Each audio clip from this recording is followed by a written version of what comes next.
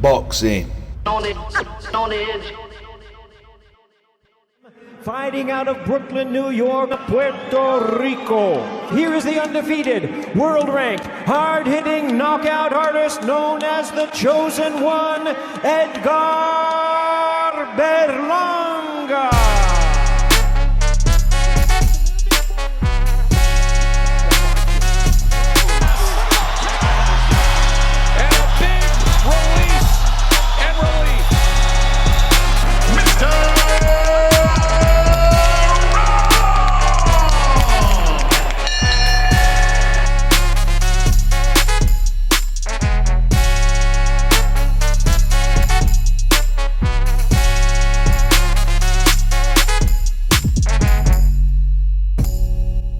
Welcome back to Boxing on the Edge. I hope everyone's doing good.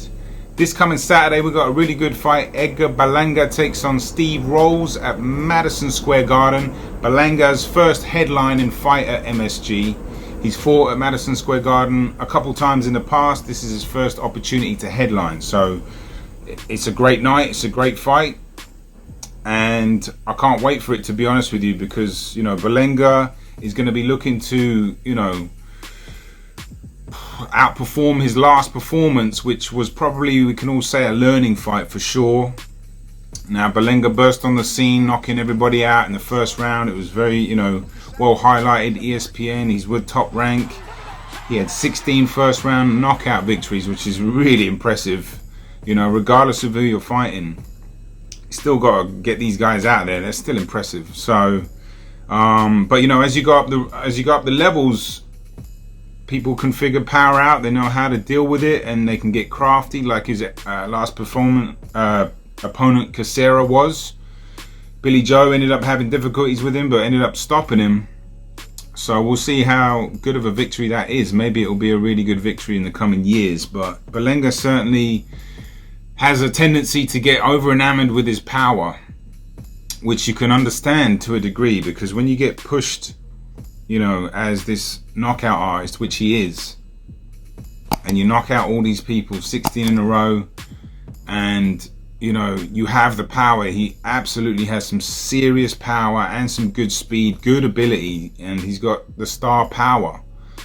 You know, it's not surprising that he just wants to KO everybody, but I think when you make it through the levels, you have to find other ways to have your power connect, i.e. use the jab, be a bit more patient. It's the mental side of things that need to come into play, in my opinion. This is just my humble opinion, because Berlanga has a pretty good jab and he can use it sometimes to set his punches up, but often he'll abandon that and just come lunging in with real big power shots, which sometimes land, but sometimes they don't, and they leave him out of position and very susceptible to getting cracked himself. And he got dropped in his last fight. It was a counter shot, but all he was thinking about was just to land the big blow. And in the fight before that, in the last round against, I think it was Richardson, he was just in the mid-range and just let his hands go for power shots and got caught.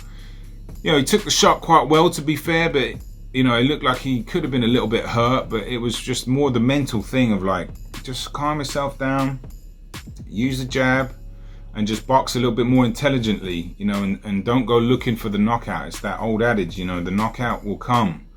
But obviously when you've been knocking everybody out, it's like, if it ain't fixed, don't break it. If it ain't broke, don't fix it, excuse me. You know what I mean?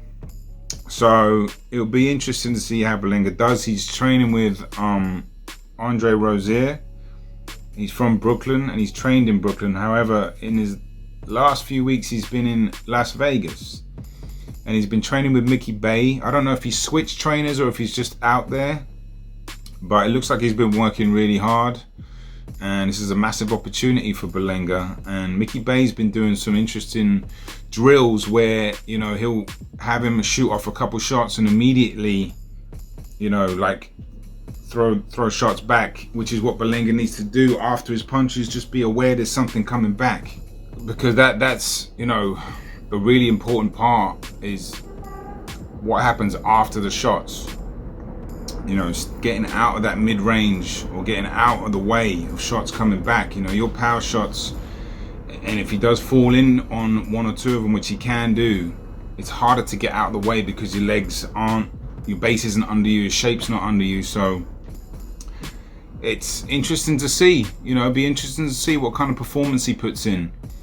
You know, whether he can be patient and, you know, systematically break rolls down and, you know, land his power shots, but land them with intelligence. Because the narrative with Steve Rolls, as we know, like he fought Triple G. He had some pretty good success with Triple G in the early rounds, to be honest. He was pinging Triple G clean, but Triple G got him out of there in 4 rounds. So, you know, is he going to want to get him out of there quicker than Triple G? That would certainly boost his profile, no doubt about it. You know, say, oh, well, you know, I got him out and then 3 rounds, Triple G. I know that's how sometimes fans look at things, you know. Whether you want to agree with that or not, that does play a part in boosting profiles and how you do against common opponents and stuff like that. So he's at Madison Square Garden. It's gonna be a packed house.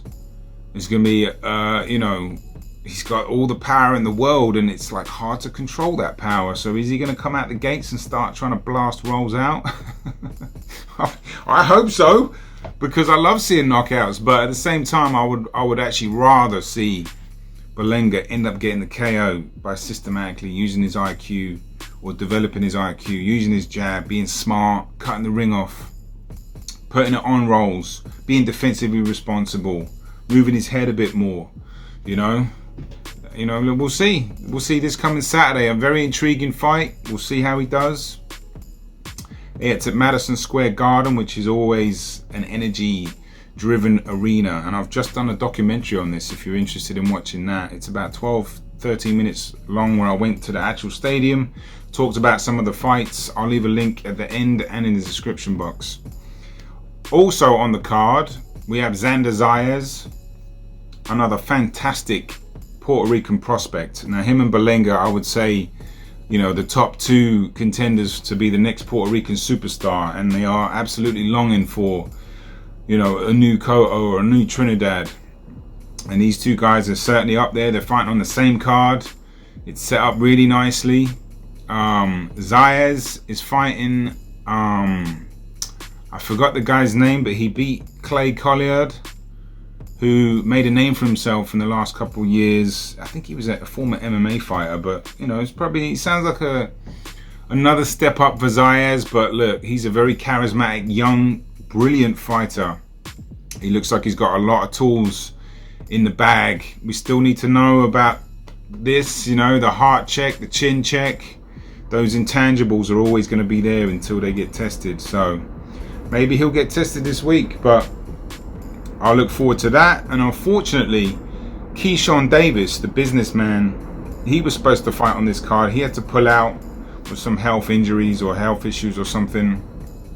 He is absolutely one to watch. I don't think I've seen, it's been a while since I've seen a fighter so poised and relaxed and comfortable. And like, he just looks like he's 4-0. He looks like he's 25-0. And granted, he hasn't fought top opposition, but the fight that he was supposed to have this Saturday, the guy was 18-1. So that tells you all you need to know about, you know, how confident they are with Keyshawn Davis. So we'll see. The card's exciting. I can't wait. Let me know if you have any thoughts on either of these fights. Well, Berlanga and Zayas, specifically Berlanga. Do you think he's going to come out and knock rolls out straight away? Do you think he needs to improve on his patience? Let me know all your thoughts. Shoot it in the comments below. Boxing on the Edge. See you soon.